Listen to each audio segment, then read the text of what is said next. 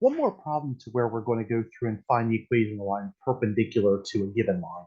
So we have the point 3, -3, 4, and we want to find it perpendicular to the line in this general form, 4y plus 2x minus, or 4y plus 2x plus 7 equals 0.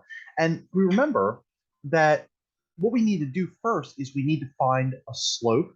Okay, so to be able to find the equation of any line, we need a slope, and then we also need a point on the line, okay, any point.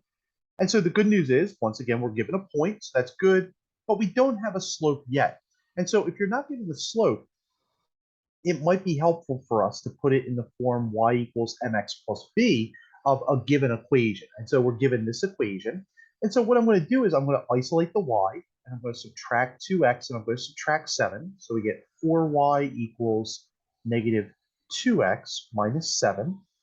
And then what I'm also going to do is I'm going to divide by 4. All right, and we did this in a previous video as well, but I just want to make sure that we go through the algebra again. And so we get this equation, y equals negative 1/2 x minus 7/4. All right, remember this is going to simplify negative 2 over 4 to negative 1/2.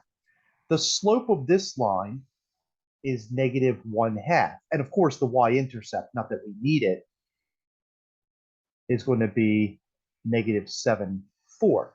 Okay, but we're looking for the equation of the line that is perpendicular.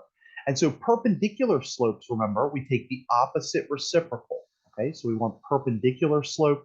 And so the opposite reciprocal, I'm going to call this m perpendicular. Opposite is going to be positive, and then the reciprocal of 1/2 is 2 over 1, or in other words, it's going to be 2. All right, and that actually makes things a lot easier because now we're not dealing with a fraction. So now we're going to put it into the point slope formula. Remember, we have y minus y1 equals mx minus x1. And so that's going to be y minus 4, which is y1, equals 2 quantity x minus a minus 3. Or y minus 4 equals 2 quantity x plus 6. Now, that's going to be one of the two solutions that we're asked to give, because if you remember in the initial instructions from video number 2, we were asked to put it into both the point slope formula, so this is our point slope, but now we have to put it into the general form. And to put it into the general form, what I'm going to do is I'm going to distribute, and so we get y minus 4 equals 2x plus 12. And then finally, I'm going to subtract 2x and 12 from both sides. All right, now, when we get our answer, and I'm going to show you two ways to write this. One answer, negative 2x plus y minus 16 equals 0. There's absolutely nothing wrong with this answer. Okay, that's a perfectly good answer. Another way to write this is if we wanted to get rid of all the negative signs except for one of them, we could multiply the entire equation by negative 1. All right, and think about what that does. That changes all the signs except for 0 because it has neither positive nor negative parity. And so another way to write this would be 2x minus y plus 16 equals 0. Okay, this line is the same as this line. And I'm going to verify that. I'm just going to graph it because I want to verify that they are indeed perpendicular to our initial line that we were given. Okay, so let me go ahead and first of all graph the initial line, and then we'll go ahead and graph both of the lines that were just given to just see that they are the exact same thing. Okay, so let me go here, delete this, and remember we had 4y, 2x plus 7. So we have 4y plus 2x plus 7 equals 0.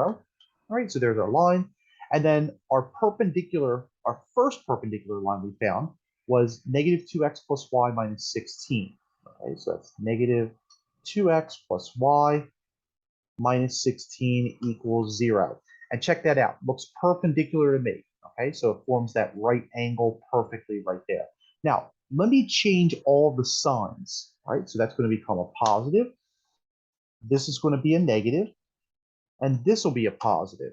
And check it out, it's the exact same line. In fact, if I wrote negative 2x plus y minus 16 equals 0, all right, And then notice that each time I just change that, I just put I put double equals 0. But if I just make that equal 0, there's another line that lays on top of that. Okay, so I can just keep going into 0 just to show you. All right. So it is the exact same line algebraic. Okay. And of course, I just wanted to prove that to you. So that way it's not like, well, I don't believe him, which yeah, and when you're doing an online course, you might not never believe me. You might not ever believe what the teacher's saying. But regardless, at least it verifies that. So hopefully this is helpful for you to be able to see how to find the equations of lines that are both parallel and perpendicular to other lines.